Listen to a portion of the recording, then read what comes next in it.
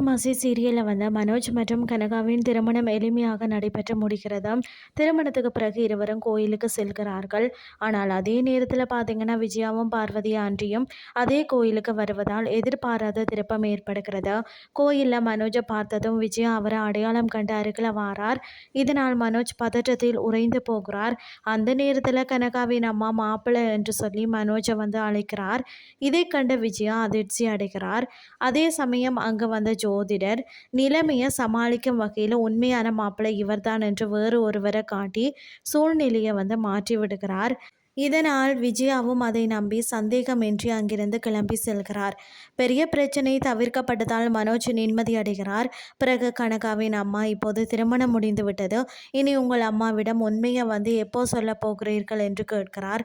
அதற்கு மனோஜ், இன்னும் விவாகரத்து சட்டப்படி முடியாது, அதற்குள்ள இந்த திருமணத்தை வீட்டில் சொல்ல முடியாது, அம்மாவும் இதை ஏற்றுக்கொள்ள மாட்டார், அதனால் இப்போதைக்கு இந்த விஷயத்தை ரகசியமாகவே வைத்திருக்கலாம் என சொல்கிறார். இதை தொடர்ந்து பார்த்தீங்கன்னு சொன்னால் திருமணம் நடந்த நாளை சாந்தி முகூர்த்தத்தை நடத்த வேண்டும் என்று கனகாவின் அம்மா வலியுறுத்துகிறார். ஆனால் விஜயா கோயிலில் பார்த்த சம்பவத்தால் ஏற்கனவே பயந்து போன மனோஜ் இன்று முடியாது, பிறகு ஒரு நல்ல நாளில் பார்த்து கொள்ளலாம் என்று கூறி அங்கிருந்து தப்பிக்க முயல்கிறார். அப்போது திருமணத்திற்கு முன்பு வாக்குறுதி அளிக்கப்பட்ட 10 லட்சம் ரூபாய் குறித்து மனோஜ் கேட்கிறார். ஆனால் கனகாவின் அம்மா, இப்போது பணத்தை கொடுத்தால் மனோஜ் மீண்டும் வராமல் போயிடுவார் என்று எண்ணி என் கணவர் வந்ததும் பணத்தை வாங்கி தாரேன்னு சொல்லி கூறி சமாளிக்கிறார். இதற்கிடையில் மனோஜ் வீட்டிற்கு வருகிறார். அங்கு முத்துவும் அண்ணாமலையும் திருமணம் தொடர்பாக பேசிக் கொண்டிருக்கிறாங்க. மனோஜ் உள்ளுக்குள்ள பதற்றத்துடன் இருந்தாலும் வெளியில எதையும் காட்டாமல் இருக்கிறார்.